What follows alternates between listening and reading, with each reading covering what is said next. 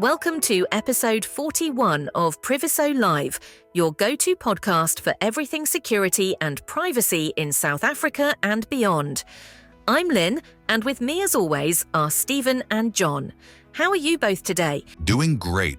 Excited for today's show. Likewise. Hopefully we've got some relevant insights lined up. First up, Interpol's just released its 2025 Africa Cyber Threat Assessment, and the numbers are sobering. Cybercrime already accounts for over 30% of all reported crime in parts of Africa. In South Africa, the most targeted country on the continent for ransomware, over 17,800 detections last year alone. And the real issue? 90% of African countries say their cyber law enforcement capacity is weak. That includes us. It's a huge gap between threat levels and our ability to respond. That gap's being exploited. Kaspersky reports a 115% spike in malware posing as AI tools like ChatGPT, and South African SMBs are among the top targets. It's part of a broader trend. A biz community op-ed this week warned South Africa is now a prime ransomware target due to our rapid digital growth and high average payouts. But luckily, not all doom and gloom.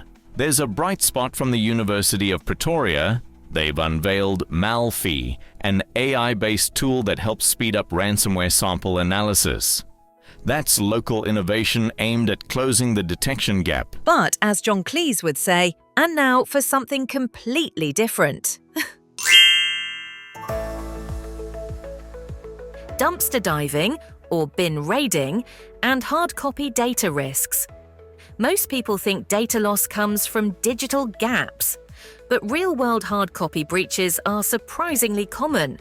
Studies estimate that 20 to 30% of corporate information losses stem from mismanaged paper documents. Yes, think client records, contracts, financial files tossed without shredding. Once in the rubbish, that's an open invitation. Criminals can retrieve, reconstruct, and exploit. Staff often underestimate risk. They toss old files without thinking or assume used paperwork isn't sensitive. For sure. John, you really took this to heart some years back, didn't you? I did. My client at the time was a bank with a state-of-the-art branch in one of the more affluent business centers. When we first arranged to examine hard copy management, I remember that the management team found it all a bit amusing. Oh, really? Well, not the thing they would consider in day-to-day operations, right? The branch had different areas for different services. Home loans, car finance, a normal banking hall. However, they all managed hard copy in one of three ways. There were shredders in various offices, a shredding service with boxes placed around the administration centers, and a very large compacting shredder in the basement. That sounds like they were taking adequate precautions, surely. You would think, but no. Firstly, the shredders were just not used. The employees were more likely to drop paper in their wastebasket than get up and walk over to the machines. In one case, a large shredder was used as a desk to carry a large pot plant. You're kidding, right? You need to look at that cough, Stephen. I keep telling you. I wish. The same thing was happening with the shredding service. Those boxes often stood empty while paper went into the normal wastebaskets at people's desks. I can see how that could happen, to be honest. Never attribute to malice what can be explained by incompetence, right? Or laziness. Of course, that meant that most of the hard copy was going to the shredder in the basement. Firstly, it was located next to the car park with no access control. And secondly, well, it had been broken for months. Instead of fixing it, the facilities manager used it as a storage area for waste and would get municipal services to clear it weekly. And I imagine you found confidential information. Yep. You imagine right. Statements, loan applications, project plans, employee disciplinaries. It was a treasure trove of information. Shoo, not good. Did you do any others? About 10 over the years. Some of the other findings: architectural plans for a major South African international airport, ideal for terrorist planning, confidential medical files, abandoned identity documents, I can believe it. I've seen physical folders with client info left at coffee stations, or confidential meeting notes thrown unprotected into general bins. Ditto. And when these reach landfills, they're easy pickings. Dumpster divers can retrieve, filter, and piece together identities, company strategies, even financial status. And it's not just small breaches. Paper-based exposures can quickly escalate into legal fines, reputational damage, and full identity theft or corporate espionage. So why do you think this happens? Well, three main causes, really.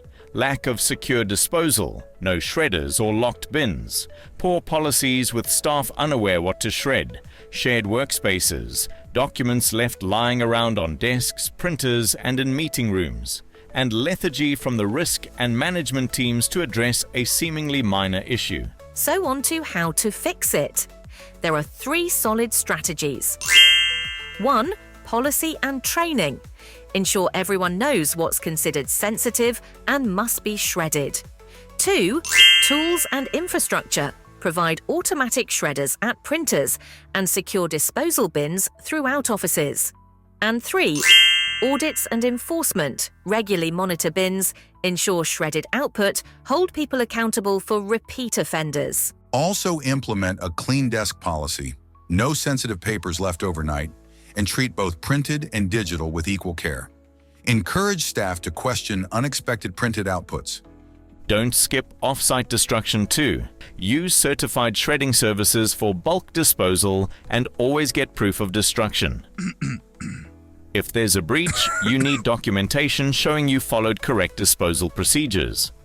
Appoint a hard copy data champion, someone responsible for overseeing shredders, bins, and training. Include shredding compliance in internal audits and risk assessments. One more tip. Go paperless wherever possible. Reducing print cuts risk and lowers disposal costs. But recognize some docks must remain physical. Ultimately, dumpster diving is low-tech but can be highly effective. With clear policies, proper tools, and awareness, organizations can reduce hard copy data breaches dramatically, often by more than 70%. That wraps up our deep dive on physical data security. Before we close off, we just want to remind South African companies that we all need to have our PIA Section 32 submissions in by 30th of June.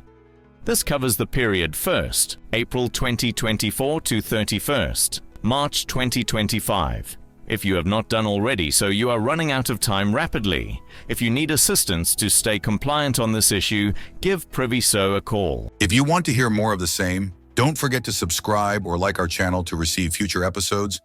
You can find us on all primary podcast channels, including Apple, Samsung, Spotify, iHeartRadio, and YouTube. As always, this is sponsored by Priviso Consulting, your partner when trust matters.